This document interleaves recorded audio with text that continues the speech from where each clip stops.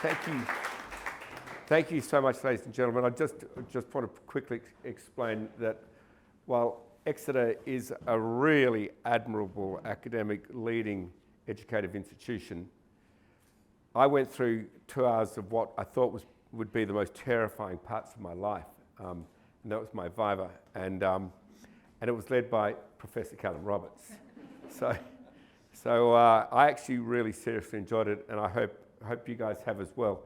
Can I just have it followed manually, or will it blow it up? So, team, I'll just take you through it. These are the institutions which we have worked with, and while this is being presented as proper clickbait, okay, you're not the audience. You're, I hope, who will train and who will help me and guide me in my real targets, which are America, China, India. And I've put them out there because those 3 countries I've asked to form an agreement, and they've asked me to get my messages out to the global community by November 12th, APEC. And so this is, if you like, a process of action. Next week, when I start on Friday with MIT, Harvard, and then roll throughout their educative institutions, we will launch a global social media campaign. And hopefully on the back of a world lecture tour, which I've started here, by November 12th, everyone will know just the immediate danger and the people who are dying and misdiagnosed from a concept which I'd like to introduce you to called lethal humidity. So just so you're aware, there's not insignificant amount of research, even though I'll present to you what is really simple. You're not my audience. My audience is the great unwashed. And I'm one of those. So let's talk about WASH, the greatest greenwash in the world. Who came here in a bus or a train or a car? Oh my God, you just propagated climate change. It's the public's fault. Oh my God, it's everyone's fault. Guess what happens?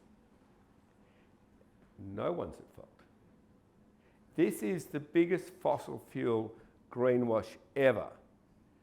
Actually, if you drive a car or go on a train with iron that I have produced to get to work, you don't want to know that after you have taught your students, you're probably going to be serving them up into an unlivable world. Or if you want to fly to visit your grandmother in another part of the world, you'd want to make sure that that aircraft isn't destroying her grandchildren's future.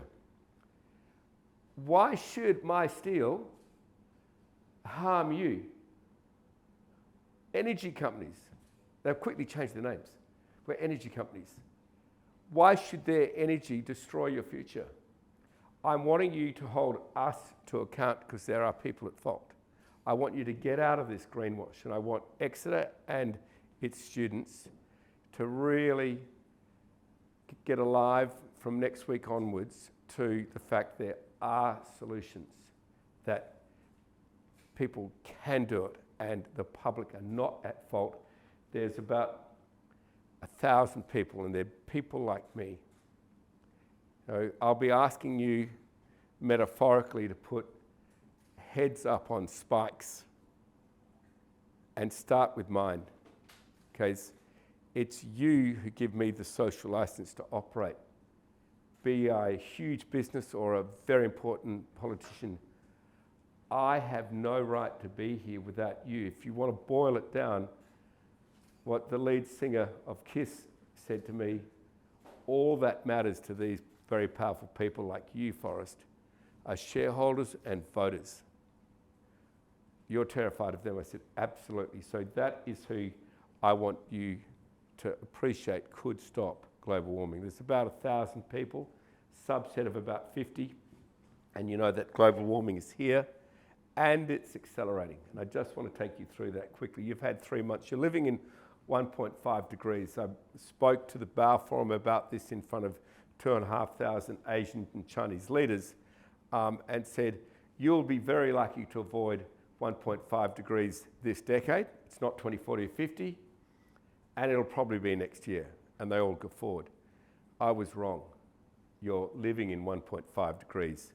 September, 1.75. Global warming is accelerating.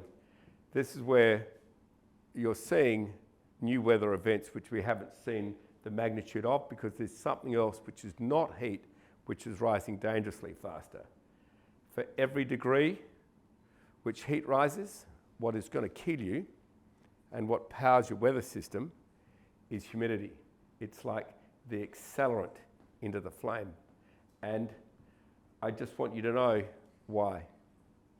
Because oceans, which is a great love of Callum and mine, they have heat waves which are extraordinary compared to anything we've seen in the terrestrial environment.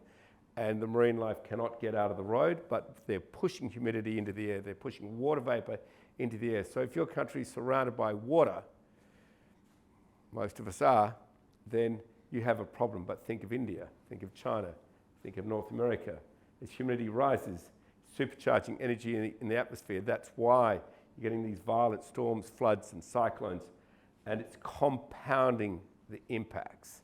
It's not CNN on a rant saying, oh, look, these huge floods or hideous fires which we've had, you know, it's not media-driven at all. It's proper, never before seen weather events charged by humidity. And, you know, just to put it out there, Libya swept 11,000 people out to sea or drowned them recently with their weather event. Yeah, I'm afraid it could be London. It's more likely to be Paris in terms of externalities and probability. But don't think for a second that any of us will escape, okay? Humidity has really serious impacts as a greenhouse gas.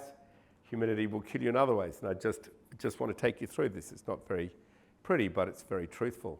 Your DNA is wired for heat, so a lot of human biological scientists are very aware of a concept called the wet bulb effect.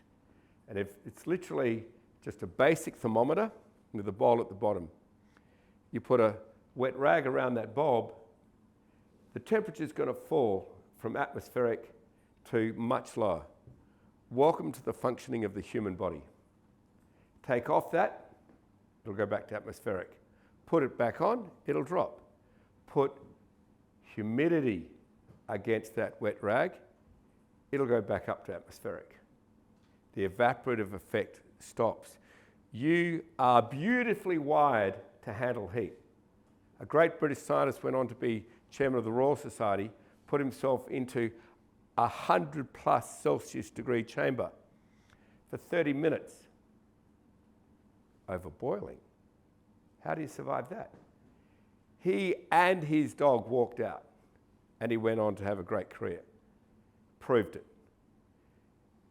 Put a puff of steam into that chamber, he and his dog dead. That's the problem. As you sit here right now, you're generating a huge amount of heat.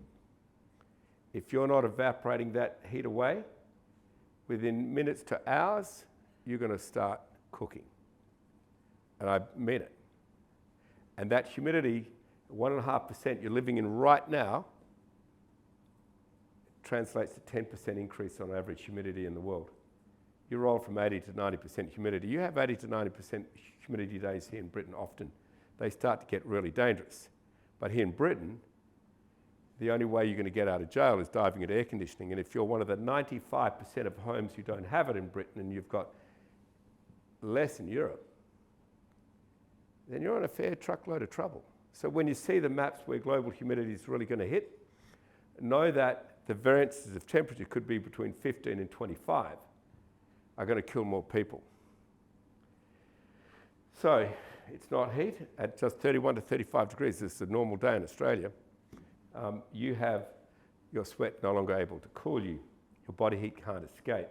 Your core temperature rises, your heart rate accelerates, pounding, headache and vomiting. So I just have to tell you this is what happens, right? So if you've been in a hospital for COVID, like I have, you have escaped such a happier event than lethal humidity. Very quickly, your heart will be pumping up to 400% more blood through your body in terms of volume transit through your heart. Within minutes to hours, your body's going to reach 41 degrees. At 41 degrees, team, this is the lethal humidity event within this lady. Your blood thickens, you hemorrhage internally this time. Doesn't form a scab and help you. It slows up all your functioning. The tiny structures within your body, they just don't come back. Your proteins unravel and they're not coming back. It's a chemical reaction. That's it. So next steps, hallucinations, seizures, coma, heart attack, your organs fail, a lethal humidity event. And if you made it to hospital, you'll have lots of hospitals here in Britain. Good luck. Only around 30 to 40% survive. It's literally put a pipe in one end of your blood system and take it out the other and run it through a refrigerator. 30 to 40% maximum survival rate. Way worse than COVID. So that's the bottom line. Now, there are a huge amount of people who are exposed to lethal humidity. And remember, your temperature is rising at an accelerating rate, so your humidity is rising at a much higher rate. 1.5 degrees, it's looking bad. You're at 1.5 degrees. 2 degrees, it's worse. IPCC, one of the most conservative groups of institutions who have a fundamental flaw in their science, they have to have consensus. So you cannot step out of line too far with scientific truth if a lot of your countries are driven by fossil fuels, just to put it out there. But even they say we're entering a very scary time. For COVID, you had a vaccine. There's no vaccine here. The only vaccine we have is getting people like me and people who set the policies I have to conform to change. That's our only vaccine. Literally, there's hundreds of millions of lives at risk.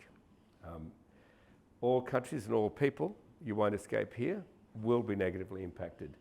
Reliable air conditioning can save you, but I can show you the transformers which collapsed into flames throughout California in their heat wave and started all those fires. Right when you need it, air conditioning is often failing. And if you say, well, we're going to be right here in Britain because it's cool enough, well, don't travel. Because the smart hotel you travel to, Singapore or China or North America, or you choose, that smart hotel, if the air conditioning goes down for a few hours in heat wave, that hotel room is going to become your coffin. So this is what will happen next. Survival behaviours, we've seen hints of it already. Think Central Africa to North America. This is why I was able to get White House on board with this. Across Asia, coming out of China or India, that's why China and India are on board with this. Think out of Midwest, no matter where you are in the world, you will not escape the knock-on effects of mass migration and economic collapse. So I'm a here and now person. I've been asked to get this word out as an industrialist so I can be believed by industry. Scientists, I can take the lead of academia and research and people like you. I can understand why you are so passionate about your work. And of course, I'm just a citizen and I'm deeply concerned for the future of my kids. And as we have discussed, please don't believe net anymore. I've had captains of industry, I use that as a derogative term, say to me that they're going to be net oil of gas for companies like ExxonMobil, Occidental, Shell. Net oil and gas per barrel, 2050. No change. That's using this incredibly unreliable system of net, buying carbon credits. So, as I've said to your Vice Chancellor, believe, sure, mostly what someone says, believe completely what they do. Our company has walked completely away from any credits. We used to buy tens of millions of dollars of them. We stopped this year. So said they're a fake. Okay, they're not going to help you. You take down all barriers to green energy manufacturing. Critical minerals, technology. Call it for what it is. I've called it to Jake Sullivan at the White House. This horse manure battle you've got going with China, simple question, please. Hot war, AI driven, America and China, how many people are going to die? He gave me a number. I said, okay. Global warming, lethal humidity, how many people are going to die? The number was vastly higher. I said, well, that's the end of the argument.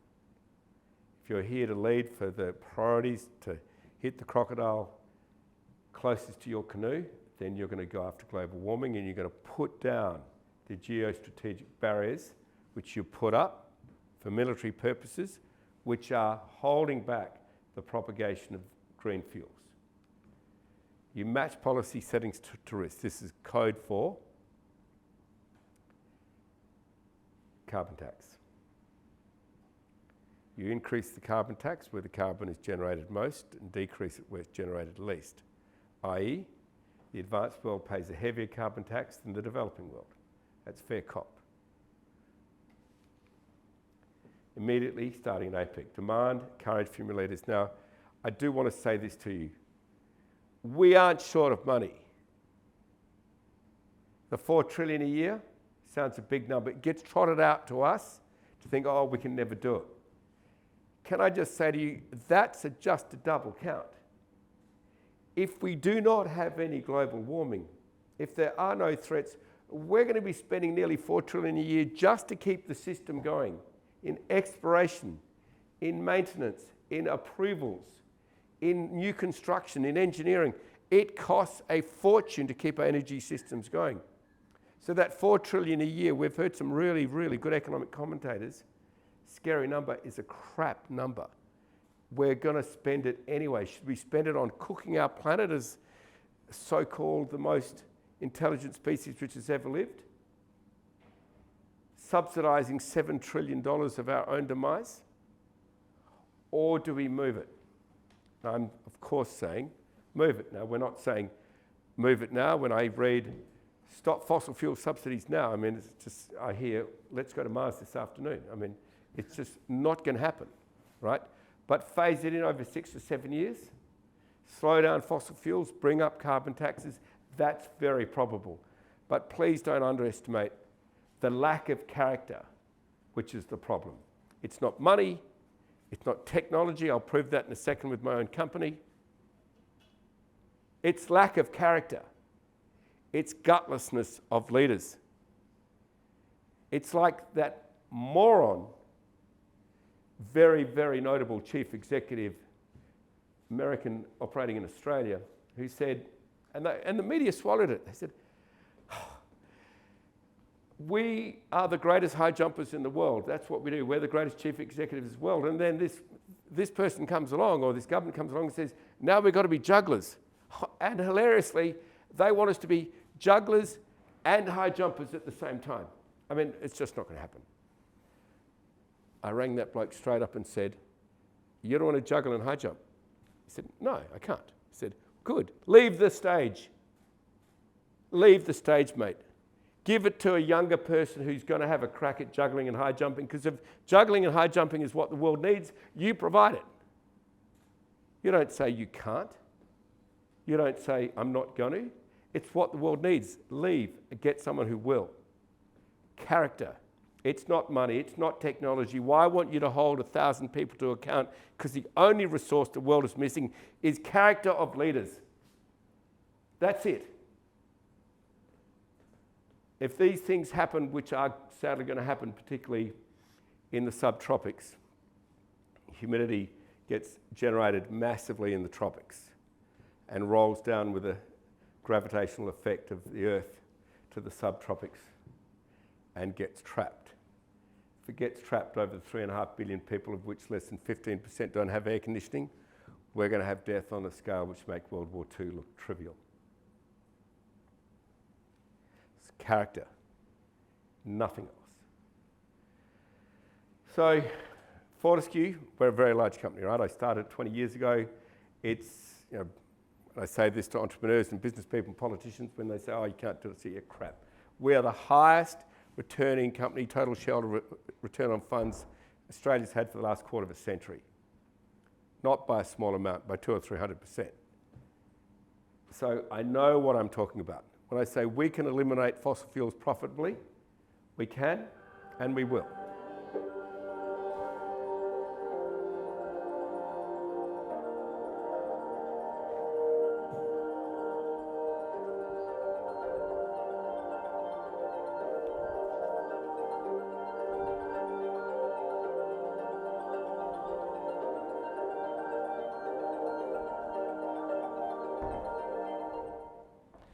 So that's a pretty short version, but I just want you to say you just watched $6.2 billion being spent, okay?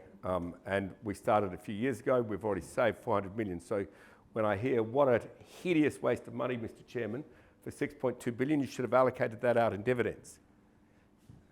And I'd say, are you a shareholder? Oh no, we're media.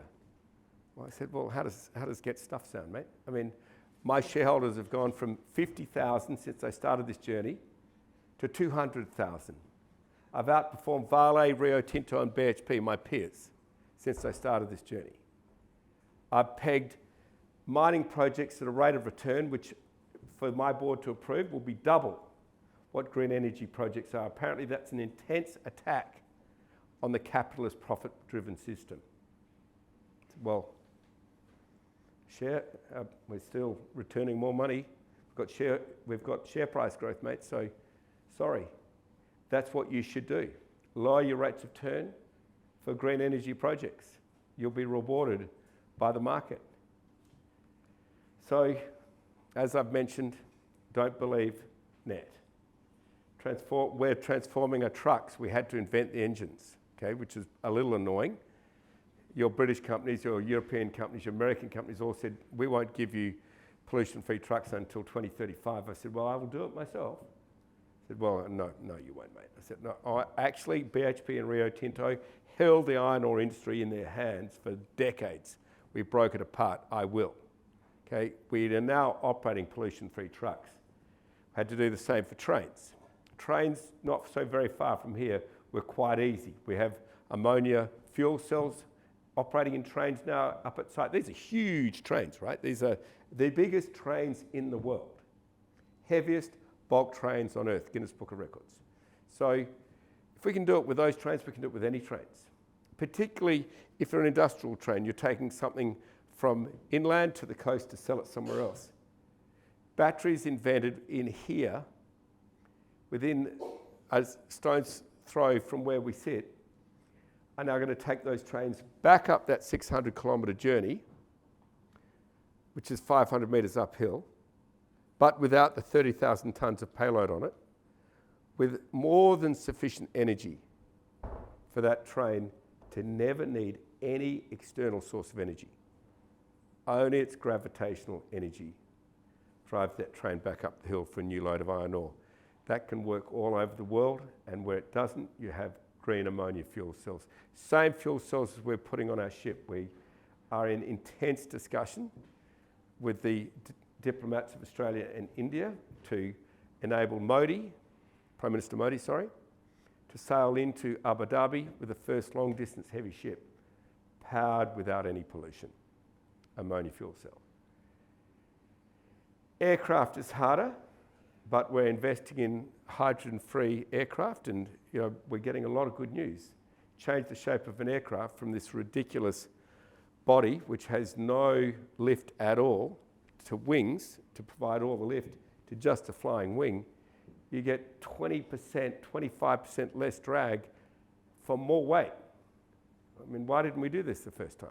I don't know. So flying wings have one problem. They have too much mass. Well, what do you do with that mass? We'll use a very light fuel, hydrogen.